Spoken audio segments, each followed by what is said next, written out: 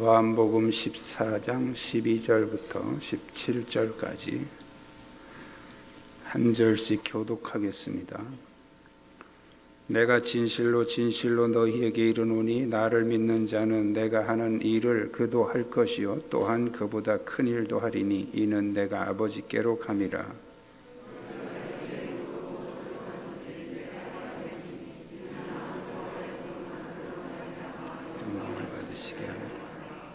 내 이름으로 무엇이든지 내게 구하면 내가 행하리라. 너희가 나를 사랑하면 나의 계명을 지키리라. 내가 아버지께 구하겠으니 그가 또 다른 보혜사를 너희에게 주사 영원토록 너희와 함께 있게 하리니 그는 진리의 영이라. 세상은 능히 그를 받지 못하나니 이는 그를 보지도 못하고 알지도 못함이라. 그러나 너희는 그를 아나니 그는 너희와 함께 거하시며 또 너희 속에 계시겠음이라. 아멘. 주에 있는 분들과 서로 인사 나누시기 바랍니다.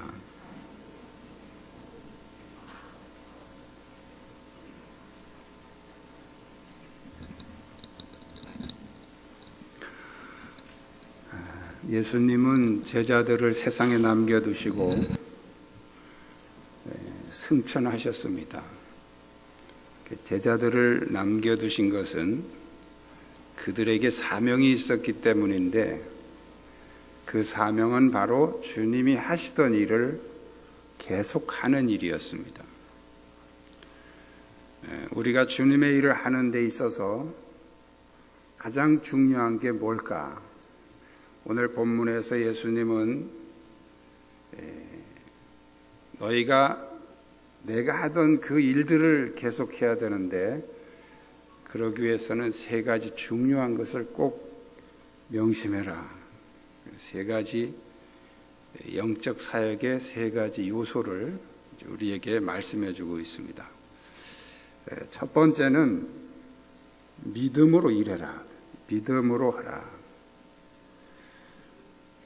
오늘 본문에서는 예수님을 믿는 것과 예수님의 일을 하는 것과 순서가 어느 게 먼저냐 그것을 말씀해 주고 있습니다.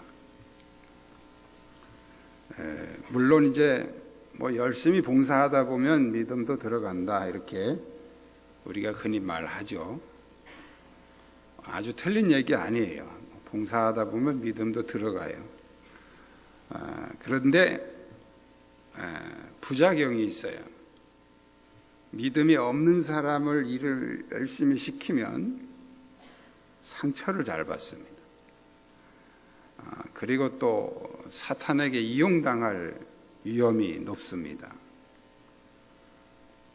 오늘 본문의 예수님은 너희가 열심히 일을 하다 보면 믿음이 생길 거다 이렇게 말씀하지 않고 나를 믿는 자는 내가 하는 그 일을 하게 될 것이다. 예수님을 믿으면 그 일을 하게 된다.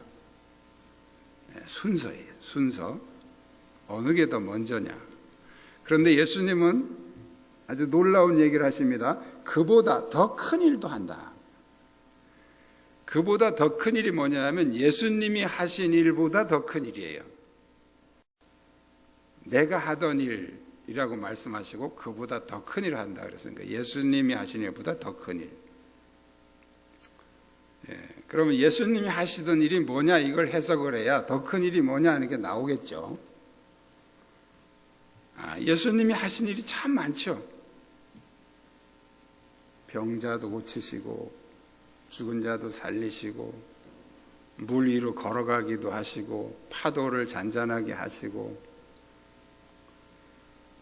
그런 어떤 예수님의 능력 사역을 기준으로 해서 그보다 더 큰 일을 너희가 할 수 있다라고 말하면 우리는 이제 한계에 부딪힙니다.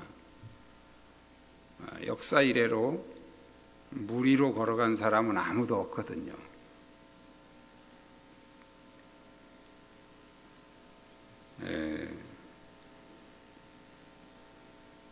그래서 많은 사람들이 이 예수님이 말씀하신 그 일이라고 하는 것을 어떤 능력이 아니고 복음 전하는 것이다 이렇게 해석을 합니다. 그게 가장 맞는 것 같아요. 전도는, 복음 전하는 것은 누구나 할 수 있거든요. 또 더 큰 일을 할 수 있다. 예수님이 이렇게 말씀하셨죠. 실제로 이제 사도행전에 보면 베드로나 바울은 예수님보다 더 큰 일을 하셨죠. 예수님은 로마에 한 번도 가서 복음 전하신 일이 없는데 베드로나 바울은 그 로마에 가서 복음을 전했잖아요. 그래서 더 큰 일을 한 겁니다. 제자들이.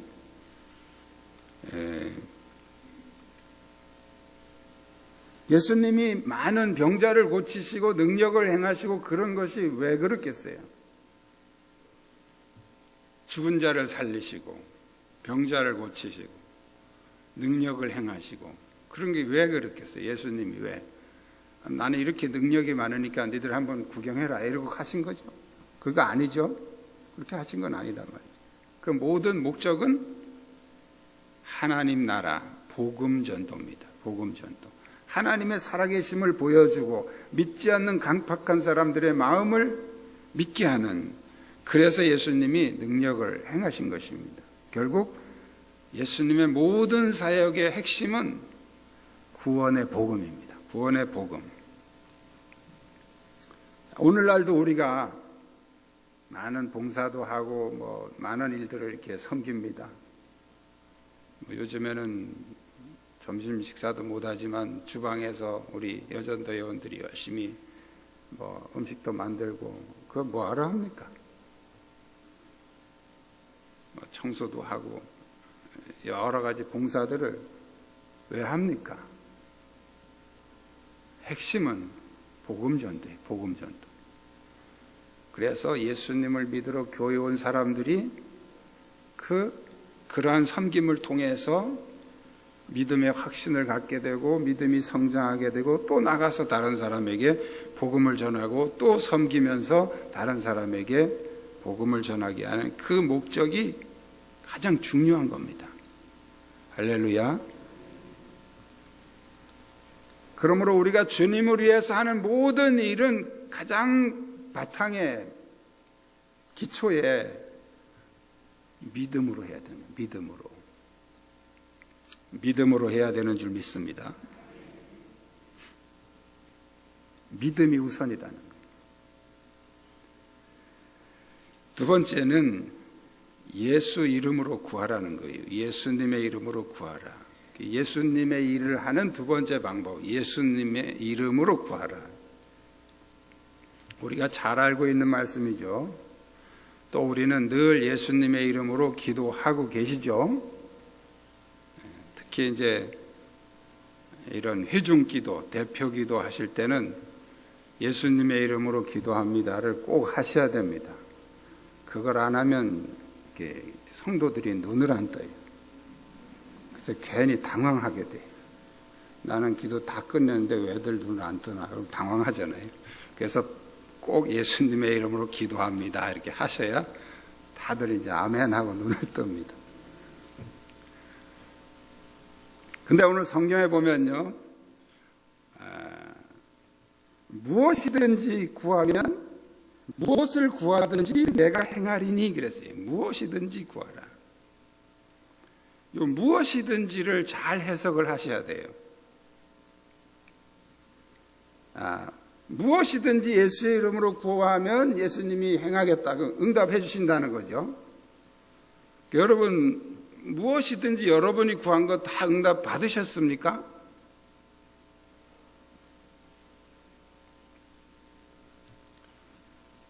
제가 옛날에 전도사 때 있던 그 교회 권사님 한 분은 그 얘기를 자주 하셨어요. 저보고.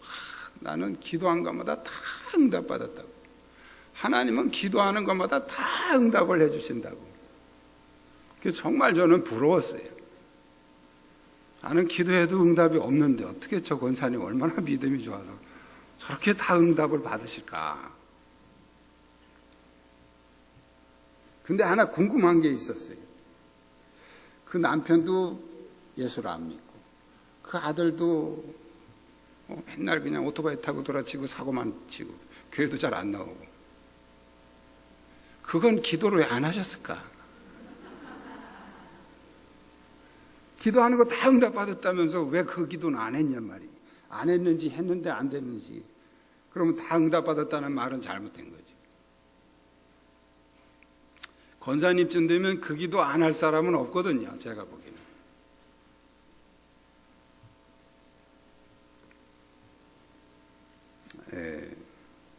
이 무엇이든지라는 말에 해석을 잘해야 됩니다. 무엇이든지라는 말은 모든 것이라는 뜻이거든요. 모든 것. 그럼 모든 것은 두 가지 의미가 있습니다. 무제한적인 모든 것이 있고요. 제한된 모든 것이 있어요.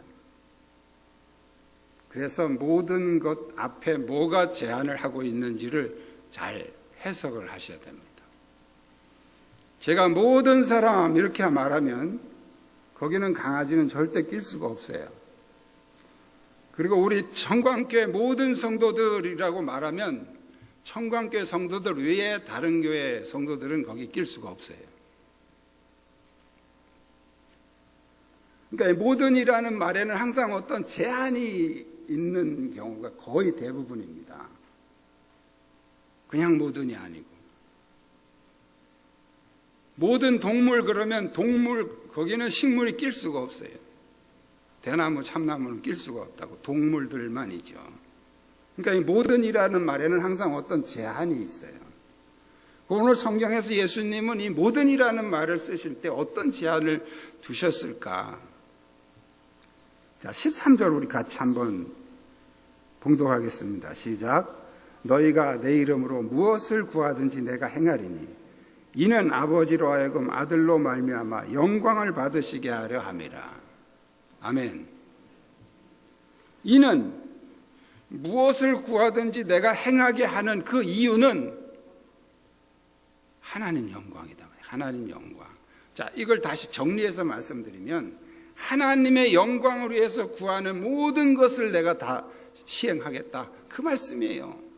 우리는 하나님 영광 싹 떼버리고 다 거기다 내 거 집어넣잖아요. 내 욕심, 내 소원, 내 계획 다 거기다 내 걸 집어넣어가지고 모든 것 다 예수님의 이름으로 구하면 다 주신다고 했지 않습니까? 그런데 왜 안 주십니까? 옛날에 어떤 분강사님들은 땡깡 기도래. 땡깡 기도.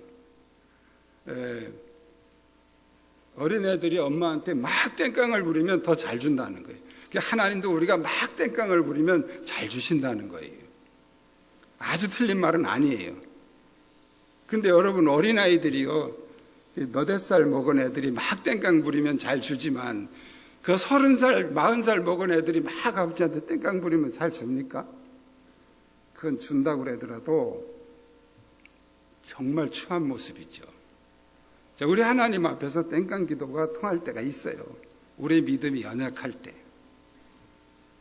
그때는 하나님이 하나님의 살아계심을 보여주시기 위해서 정말 땡깡 기도하면 들어주시기도 하고 그래요.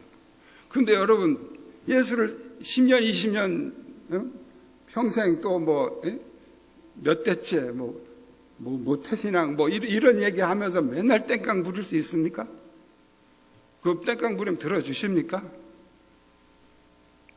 우리 이 구절 자꾸 인용하면서 예수님의 이름으로 구하면 주신다며요. 왜 안 주십니까? 막 이렇게 하나님한테 따질 때가 많아요. 그런데 여러분 하나님의 영광을 위한 모든 것이에요. 하나님 영광이라는 게 제한을 하고 있잖아요 지금. 근데 거기다 우리는 자꾸 우리 욕심, 우리 소원, 우리 걸 다 거기다 집어넣어가지고 모든 것이라고 해석하니까 이게 맞습니까? 안 맞죠.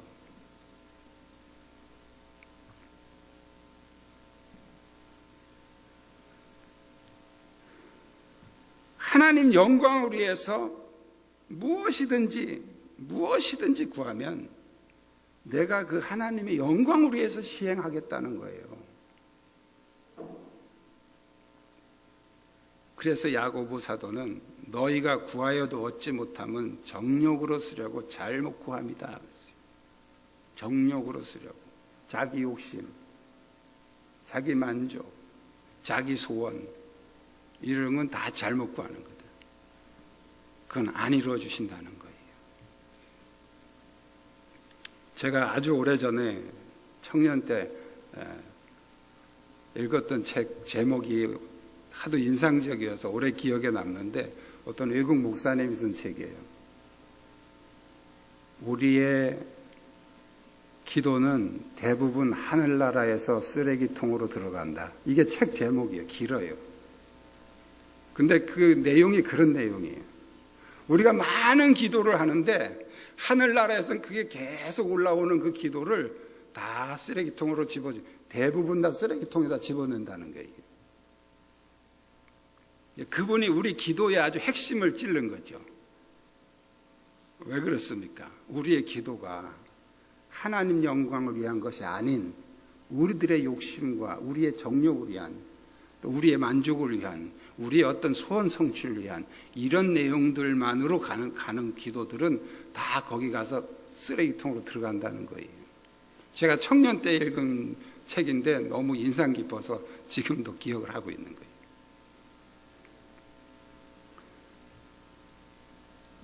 오늘 본문의 이 말씀을 얼마나 많은 사람들이 오해를 하고 있는지 몰라요.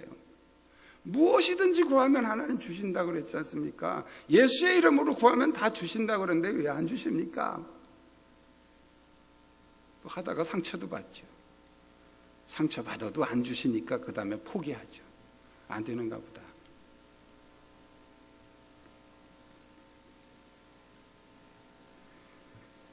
하나님의 영광을 위해서 예수의 이름으로 구하라는 거예요.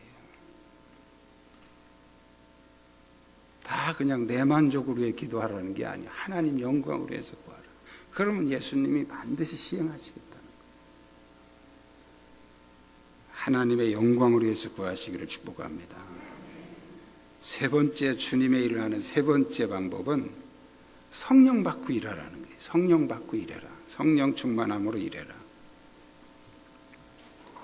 예수님은 15절에 보면 먼저 너희가 나를 사랑하면 나의 계명을 지키리라. 나의 계명, 예수님의 계명이죠. 예수님의 계명이 뭡니까? 요한복음 13장 34절에 가면 내가 새 계명을 너희에게 주노니 너희는 서로 사랑하라. 이게 예수님 계명이에요. 그러니까 오늘 15절에서 너희가 나를 사랑한다면 나의 계명을 지키라. 서로 사랑하라 그거예요. 날 사랑한다면 서로 사랑해라. 이 얘기하고 그 다음에 16절에 내가 아버지께 구하겠으니 그가 다른 보혜사를 너희에게 주사. 성령이죠. 성령의 얘기를 하면서 왜 내 계명을 지켜라 하는 얘기를 왜 하십니까? 이건 서로 다른 얘기가 아니에요. 같은 얘기예요. 우리 안에 미움을 가지고 있을 때 그 미움은 바로 성령님의 사역의 장애가 된다는 거예요. 그래서 그 미움을 없애고 예수님의 그 서로 사랑하라는 그 계명을 지켜라. 보혜사라는 말은 옆에서 돕는다 그런 뜻이죠. 지금까지 제자들 옆에서 성령님이 도우셨어요. 그런데 오늘 예수님이 17절에 보면 그는 너희와 함께 거하시며 또 너희 속에 계시겠습니다. 성령님이 옆에서만 돕는 분이 아니고 이제 너희 속에도 들어가신다. 언제 들어가셨습니까? 사도행전 2장에 성령님이 오셔서 그때 제자들 속으로 들어가셨어요. 성령님은 옆에서도 도와주시지만 우리가 서로 사랑하며 마음문이 활짝 열려서 그분을 영접하면 우리 안에 들어오셔서 우리를 도우십니다. 우리가 자기 열심으로도 주의 일을 할 수 있습니다. 믿음 없는 사람도 뭐 같이 하자 하고 시키면 잘 합니다. 그러나 그것은 자칫하면 그냥 종교 생활이 될 수 있어요. 종교 생활. 자기 만족은 될 수 있어요. 아, 내가 주님으로 열심히 일했으니까 열심히 일했다. 그러나 하나님께 영광은 되지 않습니다. 성령 받아서 일하십시오. 그래야 하나님께 영광이 됩니다. 성령 받고 성령 충만하고 그 기쁨과 그 감동과 그 감격으로 그 능력 안에서 사역할 때 하나님께 영광이 된다는 거예요. 그래서 주님은 우리에게 성령을 받으라고 말씀하신 것입니다. 우리가 어떤 일을 하기 전에 먼저 그 일을 하는 원리와 방법 또 이론을 배우고 잘 습득하고 연습하고 그러고 해야만 성공할 확률이 높습니다. 주님의 일도 마찬가지예요. 아무것도 모르고 그냥 막 한다고 되는 게 아니고, 그래서 예수님은 우리에게 어떻게 하면 잘할 수 있는지 그 비결을 오늘 본문에서 말씀하고 있는 겁니다. 믿음으로 일하십시다. 예수님의 이름으로 구하십시다. 그리고 성령 받아서 일하십시다. 이게 예수님이 우리에게 가르쳐 주신 거예요. 이 믿음 우리 모두에게 넘치시기를 축복합니다. 기도하겠습니다. 오늘 주신 말씀 기억하면서 하나님, 내가 믿음으로 일하게 하옵소서. 그리고 하나님의 영광을 위해서 구하게 하옵소서. 성령 충만함으로 일하게 하옵소서. 우리의 모든 삶의 목표는 하나님의 영광입니다. 하나님 영광. 그 하나님의 영광을 위해서 주님을 섬기게 하옵소서. 우리 다 같이 합심해서 통성으로 기도하겠습니다. 살아계신 역사하신 아버지, 우리에게 이 시간에도 말씀을 통해 다시 한번 일깨워 주시니 감사합니다. 주여, 우리에게 믿음을 주시옵소서. 하나님의 영광을 위해서 먼저 온전한 믿음을 주시고 예수의 이름으로 구하게 하시며 성령의 충만함으로 하나님 나라 일을 감당할 수 있도록 인도해 주시옵소서. 주님께서 우리에게 맡겨주신 이 복음 전도의 사명을 오직 믿음으로 감당하게 하시고 성령의 충만함으로 감당하게 하시며 연약할 때마다 예수 그리스도의 이름으로 기도하며 하나님의 영광으로 쓰임받게 도와주시옵소서. 우리를 구원하셔서 하나님의 자녀를 삼으시고 오늘도 우리가 영적인 사역에 동참할 수 있는 은혜 주시니 감사합니다.